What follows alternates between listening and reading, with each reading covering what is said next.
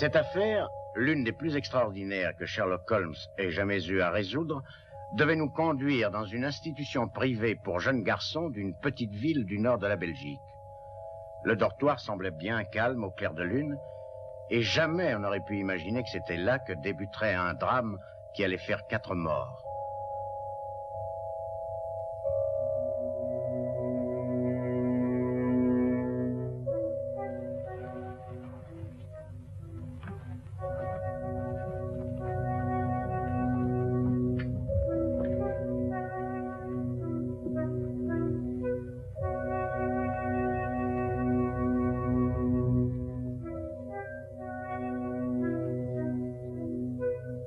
Antoine.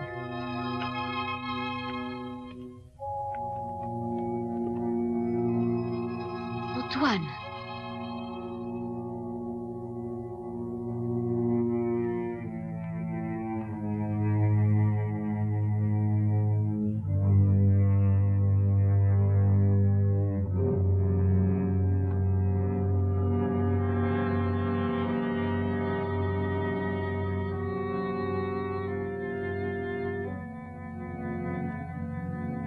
Il est sorti. Vous n'avez pas essayé de l'arrêter? Eh bien, je l'ai appelé, mais il n'a pas eu l'air de m'entendre. Et je n'ai pas voulu lui faire peur.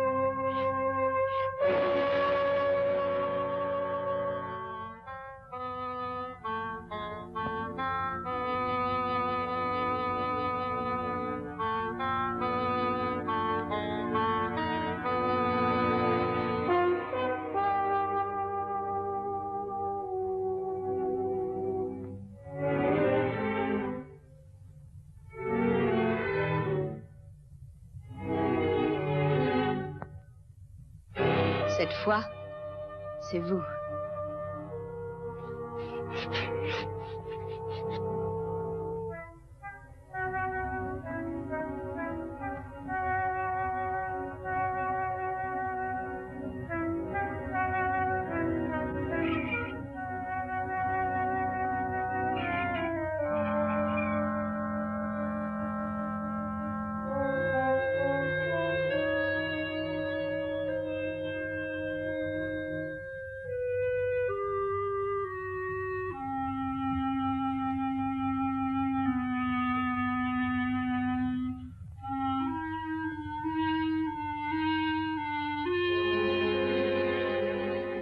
Monsieur Carolin, quelque chose est arrivé, monsieur? Non. Non, rien n'est arrivé, Antoine. Rendors-toi, mon petit. Que comptez-vous faire? La police? Ce serait la fin de ma carrière. Je serais obligé de fermer l'école. Renvoyer Antoine? Vous croyez que ça suffirait? Je pense que non. C'est horrible. 3 morts en 3 mois. Chacune prédite par un nom écrit sur les marches de l'église. Je continue à croire que la police... Non. Mais pensez à vous. Je ne me suis jamais senti en meilleure santé.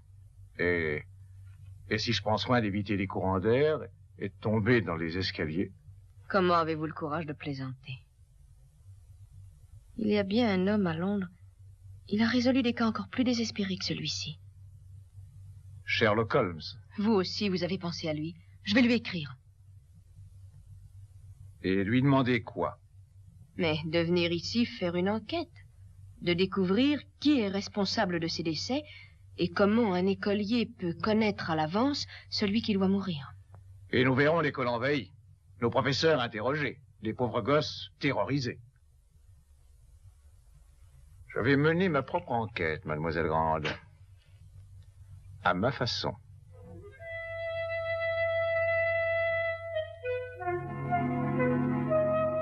Quelques semaines plus tard, une lettre arriva à Baker Street. Après en avoir pris connaissance, Holmes me l'a lue. Monsieur, toute ma vie je serai poursuivi par le remords de m'être laissé dissuader de vous écrire plus tôt, monsieur Holmes. Maintenant, monsieur Carolan est mort, de mort naturelle, d'après le médecin, mais je ne suis pas sûr que ce soit la vérité. Je vous en prie, venez à Arnaud sans plus tarder, afin de nous aider à mettre fin à cette atroce situation. Respectueusement vôtre, Marie Grande. Vous déduisez que l'auteur de cette lettre est jeune. Auriez-vous peur de ça? Je suis pas à parier qu'elle doit être terriblement séduisante. De mieux en mieux. Et sur quoi basez-vous ces intéressantes conclusions? Mais je ne fais que le souhaiter, mon cher, je ne fais que le souhaiter. Alors soyez satisfait, elle est à la fois jeune et sûrement séduisante, avec des cheveux couleur des feuilles d'automne. Oh. Et vous avez lu tout ça entre les lignes? Non, j'ai trouvé cela dans la lettre. Hein? Un cheveu très joli, n'est-ce pas, Watson? Et appartenant à une très jolie femme, c'est certain. Hein? Ne vous emballez pas, Holmes. Ces déductions ne reposent sur rien de tangible et vous le savez. Vous n'êtes pas le seul à avoir le privilège de formuler des souhaits, mon cher Watson. Bravo. Alors vous acceptez l'affaire? Oui, chargez-vous de faire les bagages, moi je vais m'occuper des billets.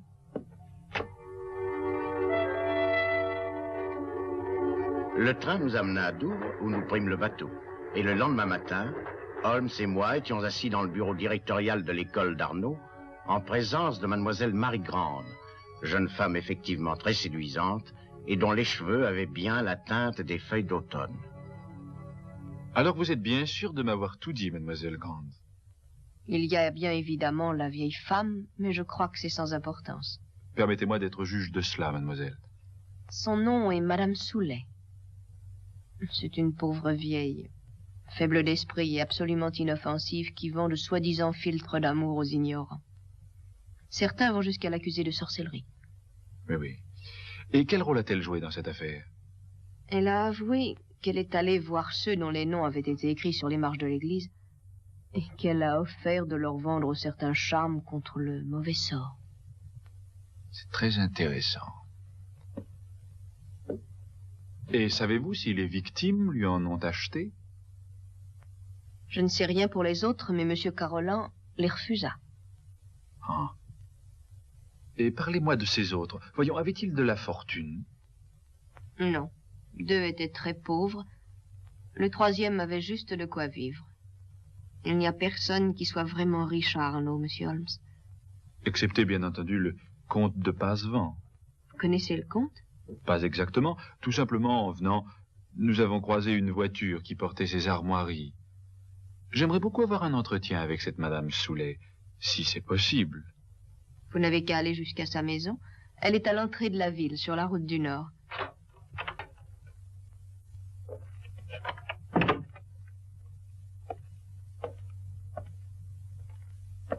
Monsieur Manelli, voici Monsieur Holmes et son ami le docteur Watson. Monsieur Manelli est notre nouveau directeur. Enchanté, monsieur. Bonjour, monsieur. Maintenant que vous êtes ici, monsieur Holmes, nous avons enfin tous l'espoir d'en terminer avec cette terrible affaire. Merci. De mon côté, j'espère seulement faire de mon mieux. Mademoiselle Grande a dû vous exposer tous les faits. Tous les faits qu'elle connaît. Mais peut-être possédez-vous d'autres détails. Je pense que non. Mademoiselle Grande était de nous tous la mieux placée pour en avoir. Elle avait la confiance de monsieur Carolan, pas moi. Je vois. Et maintenant que j'ai eu l'honneur de faire votre connaissance, messieurs, j'espère que vous voudrez bien m'excuser, mais mon cours... Oui, certainement. Au fait, mademoiselle, le docteur Dominique vous attend dans le vestibule. Il dit que vous l'avez fait demander. Oui, c'est exact. Je vais aller le chercher, je reviens tout de suite.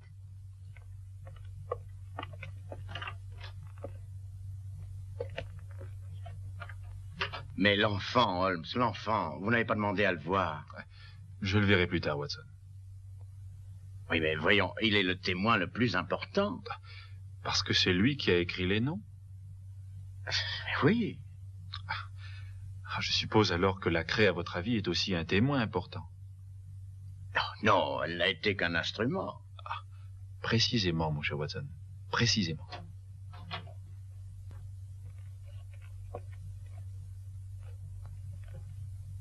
Je vous présente le docteur Dominique. Monsieur Holmes, c'est le docteur Watson. Enchanté. Comment allez-vous? J'ai toujours grand plaisir à rencontrer un collègue. Merci, moi également. J'espère ne pas vous avoir fait attendre. Je suis venu des réceptions du message de mademoiselle. Mais asseyez-vous. Merci. Merci. Mademoiselle Grande m'a dit que vous êtes le médecin ayant soigné Monsieur Carolan peu de temps avant sa mort. Oui. Mon dernier examen ne laissait en rien prévoir une fin aussi rapide. Oui, et pourtant vous affirmez que sa mort est naturelle. Aucun doute à avoir là-dessus. J'ai appris que 3 autres personnes sont récemment décédées à Arnaud, quelque temps après qu'on ait trouvé leur nom écrit à l'entrée de l'église. Les soignez-vous aussi? Arnaud est une petite ville et j'ai la chance, ou la malchance, d'y être le seul médecin. Et avant d'avoir eu cette chance, ou malchance, c'est à Paris que vous exerciez, je crois. Je vois que mademoiselle Grande vous a bien renseigné.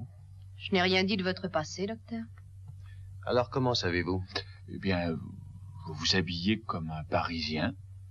Si vous aviez vécu ici depuis longtemps, je vous imaginerais dans un costume un peu moins bien coupé. Je peux l'avoir commandé à Paris. Avec les revenus d'un médecin de campagne. Qu'en pensez-vous, docteur Watson? Ça me paraît difficile. Surprenant, monsieur Holmes. Votre pouvoir de déduction dépasse ce qu'on m'en avait dit. Mais vous ne m'avez pas fait appeler pour parler de revenus et de costumes. Que désirez-vous de moi? Docteur Dominique, de quoi exactement est mort Monsieur Carolan? Arrêt du cœur. Avez-vous fait une autopsie? C'était inutile. Les causes de la mort sautaient aux yeux. Oui.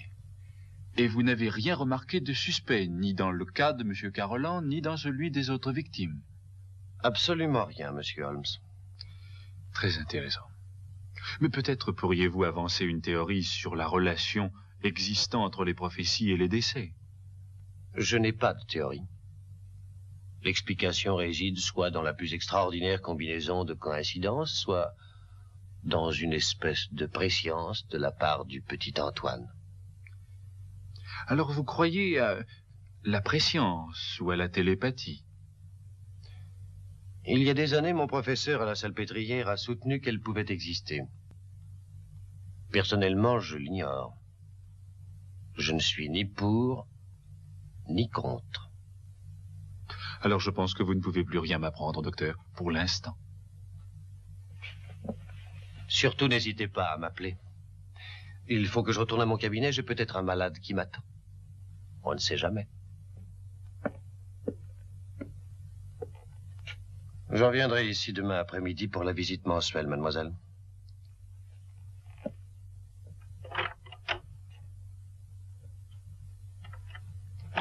Le docteur Dominique examine vos élèves tous les mois, mademoiselle? Oui.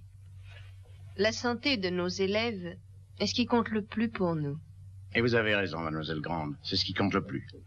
Et je trouve extraordinaire que de nos jours, l'hygiène ne tienne pas une place plus importante dans les écoles. Vous devriez être Attention, en oui. classe à cette heure-ci au lieu de courir dans les couloirs. Oui, mademoiselle.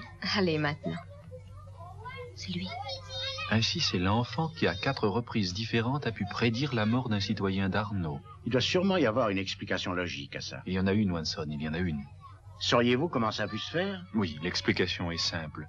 Mais nos difficultés commenceront quand nous voudrons empêcher le 5e meurtre.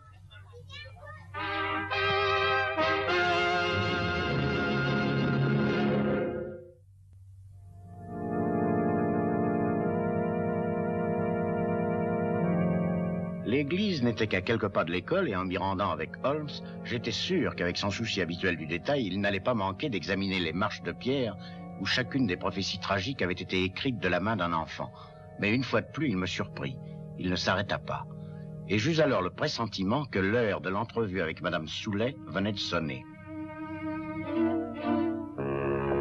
Entrez.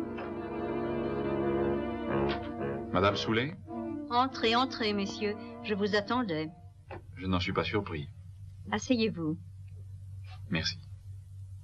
Savez-vous pourquoi je suis venu vous voir? Pour que je vous aide, naturellement. Un point pour elle, Holmes. Disons simplement pour avoir quelques renseignements. Oui, des renseignements insignifiants, tels que comment un enfant a-t-il pu faire de telles prophéties? Par quel miracle ont-elles pu se réaliser? Commençons par des renseignements encore plus insignifiants. Vous offriez des charmes aux victimes. Mais comment saviez-vous qui elles pouvaient être avant même que leur nom ait été inscrit sur les marges de l'église? Si l'anglais veut bien remplir ma main d'or anglais... Vous lui direz. Alors je remettrai à l'anglais un filtre, permettant de voir tout si clairement que d'un seul coup, tous les mystères lui seront révélés. Mais ne l'oubliez pas, ce filtre ne peut agir que si celui qui l'achète y croit. Si ces quatre-là l'avaient acheté au lieu de se moquer de moi, qui sait? Mais ils se sont moqués de vous. Et maintenant, ils sont morts. Achetez-moi un filtre, monsieur. Il vous protégera contre le démon. Venez, Watson.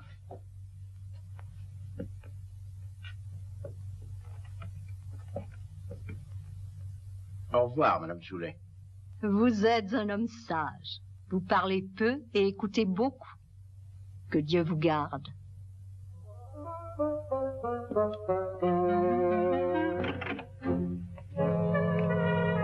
Des filtres. Ma parole, on croirait vivre au Moyen-Âge. Pas au Moyen-Âge, Watson, mais dans une petite ville d'Europe. Ah, comte de Passevant, je présume. Oui, monsieur. Comment le savez-vous? Je vous ai vu dans votre voiture, monsieur. Ah! J'espère que vous vous plairez dans notre village, monsieur Holmes. Vous me connaissez, comte? Je vous ai vu moi aussi de ma voiture. Bravo, comte, comme on dit en France. Touché. Permettez-moi de vous présenter mon ami, le docteur Watson. Enchanté, docteur. Heureux de vous connaître. Êtes-vous arrivé à des conclusions, monsieur Holmes, au sujet des noms qui ont été écrits sur les marges de l'église? Eh bien, pour le moment, comte, je vous avoue que je suis plus intéressé par les noms qui n'ont pas été écrits sur les marges de l'église. Le mien ne l'a pas encore été. Et je ne pense pas qu'il le sera. Vous, monsieur, vous connaissez ce village. N'avez-vous aucune idée? Je ne suis pas superstitieux, docteur Watson. Et à dire vrai, je ne crois pas...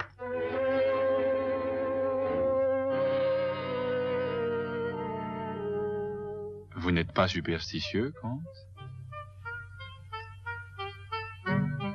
Madame Soulet est vieille, et après tout, il faut bien qu'elle vive. Bonjour, messieurs. Bonjour. D'après Holmes, certains points de cette affaire seraient mieux éclaircis à Paris. Il me demanda d'y aller seul, d'autant plus que la nuit suivante, il devait y avoir pleine lune, et il préférait rester à Arnaud au cas où quelque chose se produirait.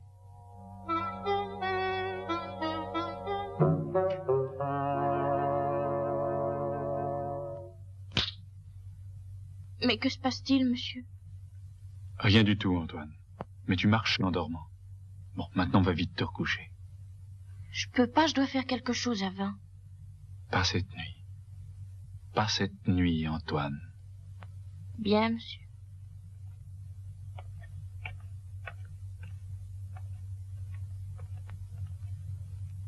Qu'est-ce que ça veut dire? Ça veut dire que plus rien n'arrivera cette nuit. Dormez bien, mademoiselle Grande.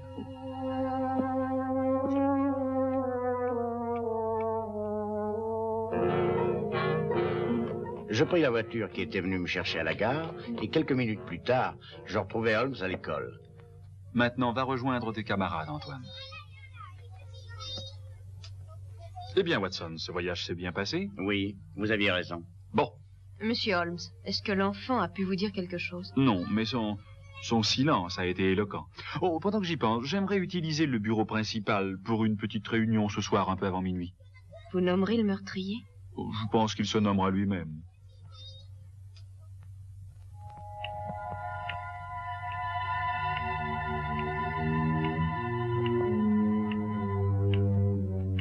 Il est presque minuit, monsieur Holmes.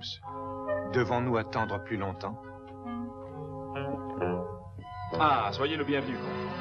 Vous connaissez tous le comte de Passevent. Vous avez rencontré le docteur Watson devant la porte de chez Madame Soulet. Comment allez-vous? Voudriez-vous prendre cette chaise, comte? Je suppose que vous vous demandez pourquoi vous avez été convié ici à une heure aussi tardive ce soir.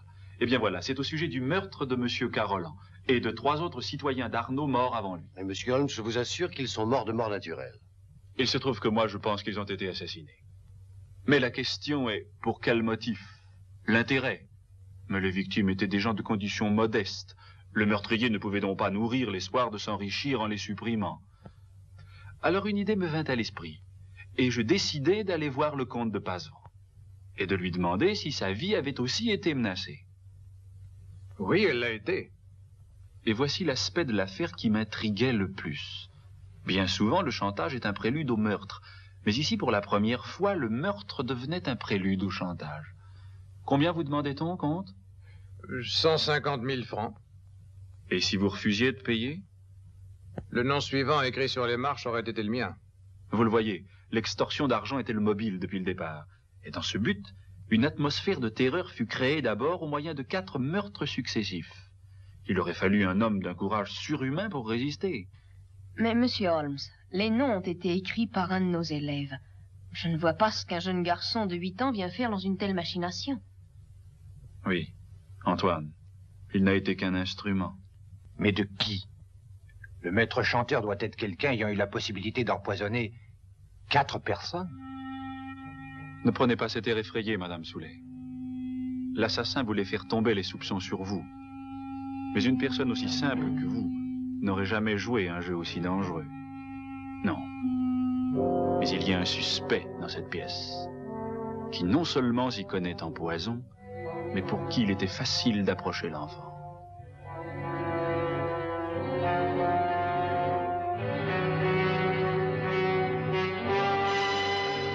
De l'approcher régulièrement 1 fois par mois. Ce suspect a été l'élève du docteur Charcot, qui faisait des cours sur l'hypnotisme à l'hôpital de la Salpêtrière à Paris. Et pour lui, il aurait été aussi facile d'envoyer Antoine accomplir sa mission mensuelle que de remonter la mécanique d'un jouet. Docteur Watson. Oui? Hier à Paris, vous avez fait certaines recherches sur le caractère et le passé de ce suspect. Qu'avez-vous découvert? J'ai découvert qu'il était un panier percé et un joueur, et qu'il avait quitté Paris à seule fin d'échapper à ses créanciers. C'est un mensonge. Calmez-vous, docteur Dominique. J'ai étudié moi aussi l'hypnotisme. Et ce matin, Antoine et moi avons bavardé. Je lui ai suggéré de venir ici à minuit afin de désigner la personne qui lui donnait l'ordre d'écrire sur les marches de l'église. La personne qu'il avait ordre de ne plus se rappeler une fois la transe hypnotique terminée. Dans 1 minute, il sera exactement minuit.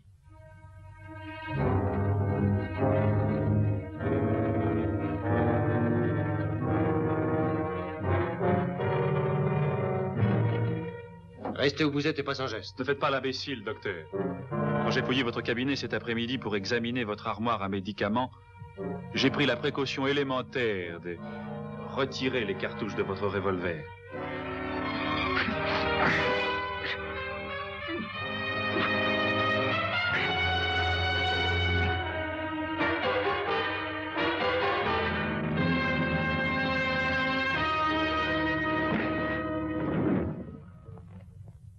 Devons-nous attendre la venue de l'enfant pour l'identification, monsieur Holmes? Mademoiselle, Monsieur Holmes, dans ses déductions, ne se trompe jamais, car elles sont toujours basées sur une logique d'une correction implacable. Mais les méthodes qu'il emploie pour arriver à ses fins, elles, ne sont pas toujours aussi correctes.